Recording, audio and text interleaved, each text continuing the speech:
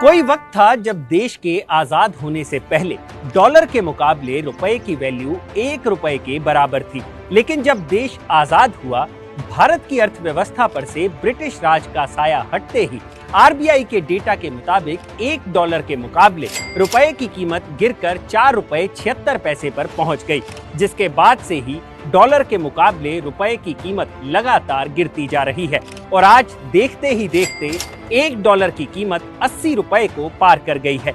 लोकसभा में केंद्र सरकार ने लिखित जवाब दिया है कि 2014 के बाद से, यानी प्रधानमंत्री नरेंद्र मोदी के सत्ता संभालने के बाद से रुपए की वैल्यू में ₹16.80 की कमी आई है। यानी 8 साल में रुपए की वैल्यू डॉलर के मुकाबले 25% से भी ज्यादा तक गिर चुकी है। लेकिन वो क्या कारण रहे कि आजादी के बाद से ही रुपए की कीमत लगातार गिरती जा रही है और इतिहास में कब कब रुपए की कीमत में भारी गिरावट देखी गई। साथ ही बताएंगे आपको कि डॉलर के मुकाबले रुपए की वैल्यू किन बातों पर निर्भर करती है और आखिर क्यों रुपए की वैल्यू को डॉलर के साथ ही जोड़कर देखा जाता है। तो चलिए आज सुनाते हैं आपको किस्सा पिछले 75 साल में डॉलर की उड़ान और रुपए की ढलान का। नमस्कार, मेरा नाम है भूपेंद्र सोनी और आप देख रहे हैं अनकट। 1947 में भारत के आजाद होने के बाद भारत की अर्थव्यवस्था को चलाने के लिए कर्ज की जरूरत थी और विदेशी व्यापार को बढ़ाने के लिए भी भारत सरकार ने डॉलर के मुकाबले रुपए की वैल्यू को कम कर ₹4.76 कर दिया। यानी अब $1 के मुकाबले रुपए की कीमत ₹4.76 थी।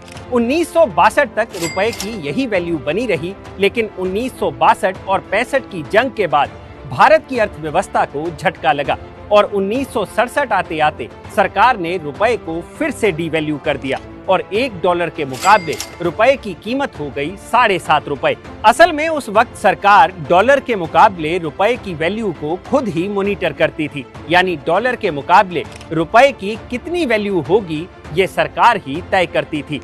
इस सिस्टम को कहा जाता था फिक्स्ड एक्सचेंज रेट सिस्टम।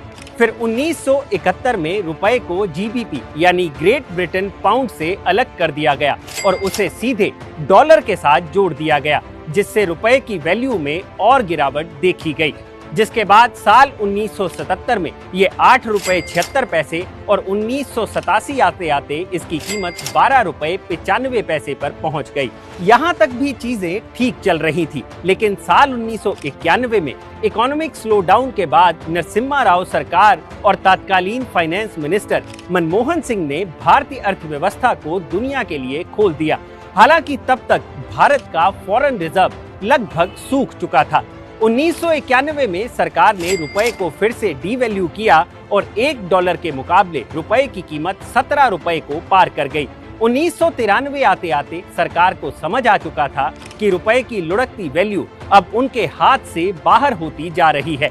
ऐसे में नरसिम्हा सरकार ने फिक्स्ड एक्सचेंज रेट सिस्टम की जगह फ्लेक्सिबल एक्सचेंज रेट सिस्टम की पॉलिसी अपना ली, यानी डॉलर के मुकाबले रुपए की कीमत को बाजार के हवाले कर दिया गया, जिसके बाद रुपए की वैल्यू तेजी से गिरनी शुरू हुई और 1997 आते आते डॉलर के मुकाबले रुपए की कीमत ₹36 तक लुढ़क गई। आने वाले वक्त में ना तो इस ढलान को अटल बिहारी वाजपेयी की सरकार संभाल सकी और ना ही मनमोहन सिंह, और इस तरह दिसंबर 2014 तक रुपए की कीमत ₹63.33 पर पहुंच गई।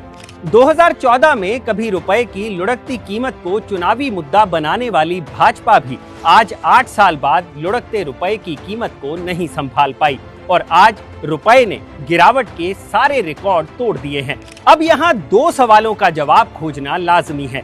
पहला, रुपया गिर क्यों रहा है, और दूसरा, क्यों डॉलर के साथ ही रुपए की वैल्यू को मापा जाता है। असल में रुपए की कीमत कई फैक्टर्स पर निर्भर करती है, जैसे महंगाई, रोजगार, व्यापारिक घाटा, विदेशी मुद्रा भंडार, इक्विटी मार्केट का उतार चढ़ाव, इंटरेस्ट रेट, जीडीपी वगैरह।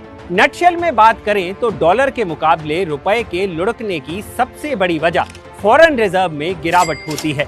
अगर फॉरेन रिजर्व कम होगा तो रुपया कमजोर होगा और अगर ये ज्यादा होगा तो रुपया मजबूत होगा। इसे हाल ही की घटनाओं से भी जोड़कर देखा जा सकता है। सितंबर 2021 में भारत का विदेशी मुद्रा भंडार 642 बिलियन डॉलर तक पहुंच गया था। वहीं 24 जून 2022 आते आते ये कम होकर 593 बिलियन डॉलर पर सिमट गया, जिसके पीछे की सबसे अहम वजह महंगाई और क्रूड ऑयल की बढ़ती कीमतों को बताया जा रहा है। यही वजह है कि रुपए की वैल्यू गिरती जा रही है। अब आते हैं अपने आखिरी सवाल पर कि आखिर क्यों डॉलर के साथ ही रुपए की वैल्यू को कंपेयर किया जाता है।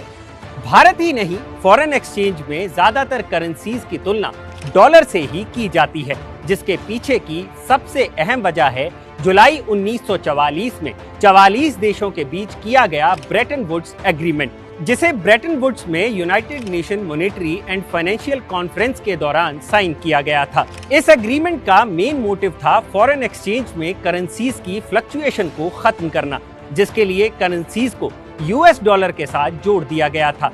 तब अमेरिका अकेला ऐसा देश था जो आर्थिक तौर पर मजबूत होकर उभरा था। ऐसे में अमेरिकी डॉलर को दुनिया की रिजर्व करेंसी के तौर पर चुन लिया गया। ब्रेटन वुड्स एग्रीमेंट को ही आईएमएफ और वर्ल्ड बैंक का जनक भी माना जाता है। बाकी इस पर विस्तार से चर्चा होगी, लेकिन अगले वीडियो में। तो ये है रुपए की ढलान का 75 सालों का इतिहास और उसका गणित। अगर आपको ये किस्सा पसंद आया हो तो इसे लाइक और शेयर जरूर करें और जानकारी से भरे ऐसे ही और वीडियोस देखने के लिए सब्सक्राइब करें हमारा चैनल अनकट।